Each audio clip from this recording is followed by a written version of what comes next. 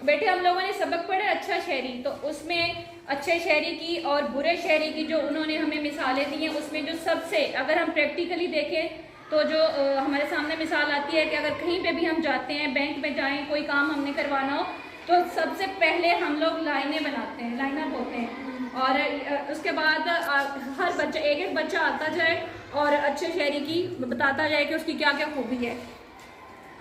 जी San बेटे। दूसरे मज़हब का एहतराम।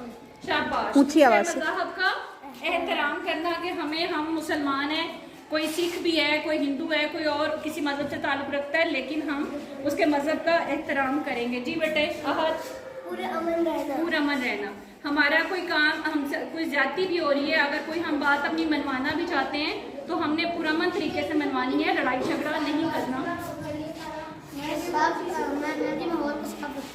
माहौल को साफ रखना। ठीक है बेटे। बंदा रबिश होता है, कूड़ा करकट पड़ा होता है, तो उसको उठा के साफ सुथरा करना। हमने अपने माहौल को साफ सुथरा रखना होता है। जाति नाइंसाफी ना करना। किसी के साथ भी जाति या नाइंसाफी नहीं करना चाहिए, बल्कि उसको उसका हक हर सूरत में देना चाहिए। दूसरों के हकूक का ख्याल रखना, सिर्फ अपनी जात के लिए नहीं सोचना, बल्कि दूसरों को भी मद्देनजर रखते हुए कि उनको क्या उनके हकूक हैं, उसका भी ख्याल रखना चाहिए।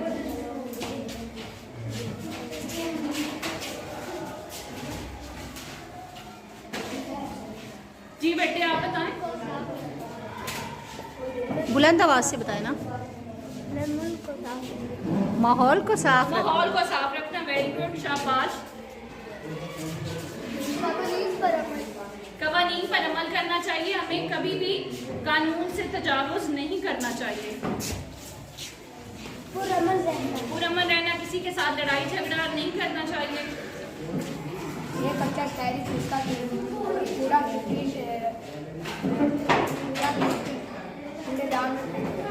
कूड़ेदान में फेंकना चाहिए कि सड़कों बाजारों को गंदा नहीं करते हैं। माहौल को साफ रखना। माहौल को साफ सुथरा रखना चाहिए, इससे हमारा मुल्क है खूबसूरत होगा। दूसरों का ख्याल रखना। दूसरों का ख्याल रखना चाहिए। हमेशा दूसरों की मदद करनी चाहिए। दूसरों की मदद करनी चाहिए, बिल्कुल। मतलब ये जज्बा हम सब में होना चाहिए, तमाम पाकिस्तानी में भी हमें अच्छा शायरी दूसरों की मदद करता है। Very good.